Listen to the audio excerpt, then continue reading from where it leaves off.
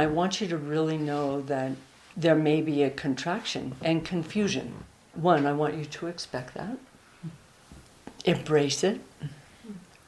Be loving to yourself and to the people that are triggering you. And the two things that I would say is relax your belly and stop. Just stop. Find your ground again. When we get out there, there's so much stimulus and so many things that just want to take us back up here and just start spinning it. And that will be so unfathomably compelling. Watch it with this sense of just appreciation that that's what we do. And when we stop, pray. Just pray. And what are we praying for? May we remember our spiritual inspiration. May I remember the depth. May I be kind. May I remember that this idea of the separate self doesn't even exist. May I soften my belly, and may I remember my breath. And if you can do that, a clear river will take you where you need to go. But you're going to have to stop to be able to feel the deep river again. And the way we do that, make it so simple, is through your nice, fluid, sweeping jellyfish breath right down into your belly and relax your belly. Like even just right now, practice just even relaxing your belly. Yeah, all day long, just relax your belly. And remember that it's like we go on retreat and then we want to hang on to the Sangha and to the teachings, and you can't. You let them go. That moment ended. And now we're on to the next retreat, which is whatever happens when you leave here. And so there's a sense that we go back out into life and we take what we have learned, but we don't grasp at it, right? What you need to know, you know. You have all of what you need. If you stop and breathe, you'll find it again. But you really have to stop, because the compelling nature of all the things that came up, or your thingies, are going to come up possibly pretty strong. This is a very deep retreat. I really appreciate a quote from Adya that he read once at the end of a retreat. He says, "This wine is within you. This tavern is about to close its doors. So, my friends, we must go. But do not rejoice or regret your leaving, for this wine is within you, the warm nectar of 1,000 Buddhas. We will meet together again at this tavern, I am sure. But do not forget that at the innermost table, this wine of ours is always flowing, and it is where all true lovers dwell. Within the stillness of stillness, you will be met there and consumed by the winemaker, by the object of your secret devotion. Then you will sing the most drunken song of all. I am she, you will sing. I am he, you will sing. The song of your long-awaited return to your senses." That's so beautiful.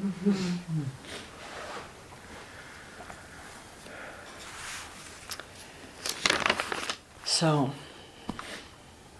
I guess I want to take a few minutes just to see, what are your questions about leaving retreat? Going home?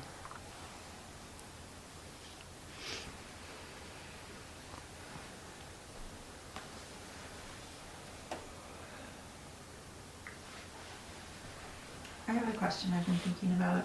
I have a regular practice and sit 30 minutes every day, and oftentimes it's working with my to-do list. I know you talk about coming into your belly and just stop, but what other practices to bring in alongside a daily sit? Breath work. And some of the breath work we've done. Doing your sitting practice in outside, like go and sit outside. When you're working with your to-do list and you're sitting, what I do is I will say to myself, take a risk right now, Tori. Take a risk. So that I am willing to take a risk to actually drop that and see what is there when I am really there. And that sense of coming back into the breath and go into the experience of the busy mind. Not the details, but actually really let yourself feel the quality of the busy mind. Because if you actually penetrate that, you're penetrating everything, the cosmos at that point.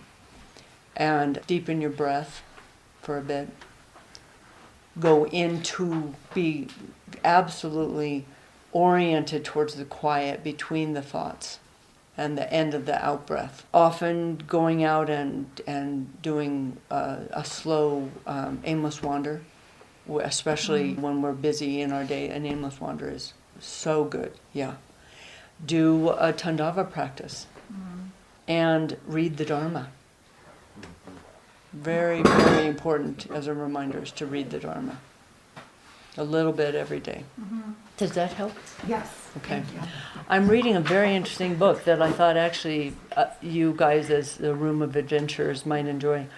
It's called The Heart of the World by Ian Baker. And he studies, I can't remember exactly what aspect of Tibetan Buddhism, but he goes to Tibet.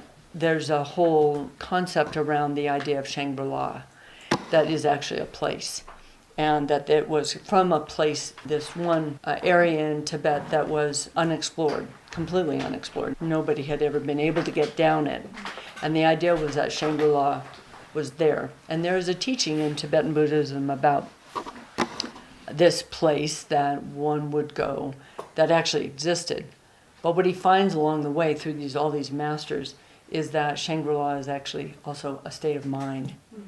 But both are at play. And it's an adventure story in a lot of ways of him trying to go through years of trying to get into this area and his interactions with different lamas along the way. And you cannot believe how remote some of these little monasteries are and him getting back in there. I'm finding it actually really compelling.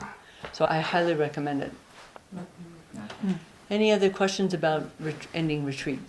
Well, while we're on book recommendations, I'm not giving one, I'm asking for one, because I've been doing, I started doing Tandava on solo retreat, very surprisingly. Since when I first saw it here, I thought it was completely nuts. I know, I remember. I mean, it's wonderful, Yeah. but so helpful and so different on solo retreat. But, as I was introducing a little bit to Jessica, and she was asking, what are the origins of this? And I don't know, it's not story to this. Yeah. I wish there was a book on it. I have yet to find a book that is on it, but Okay. But I would say anything you can find by Daniel Odier, Odier. Oh no, he did write 2 books, actually. What am I saying? I read them both. Isn't that funny? The Mind, Daniel Odier. And they're actually beautiful books. And they talk about Tandava and about an aspect of Tandava. He teaches it in a slightly different way, but he's a French man that I studied with. Good, it's good. So I would read that. What were you going to say? I was just going to ask for the Tandava music. Yeah, if you want, I will send playlists to people. Remember, a lot of my playlists are a ton of songs that I'll go and rework for each Tandava. So you'll get a ton of different songs, some of which I don't use. I mean, I can't tell you how long it takes me to put together a playlist. I put together that playlist like on and off all day yesterday because it's what's happening within the group, right? I have to work with the energy of each time we do it, and every day is something different. So it takes a lot of energy.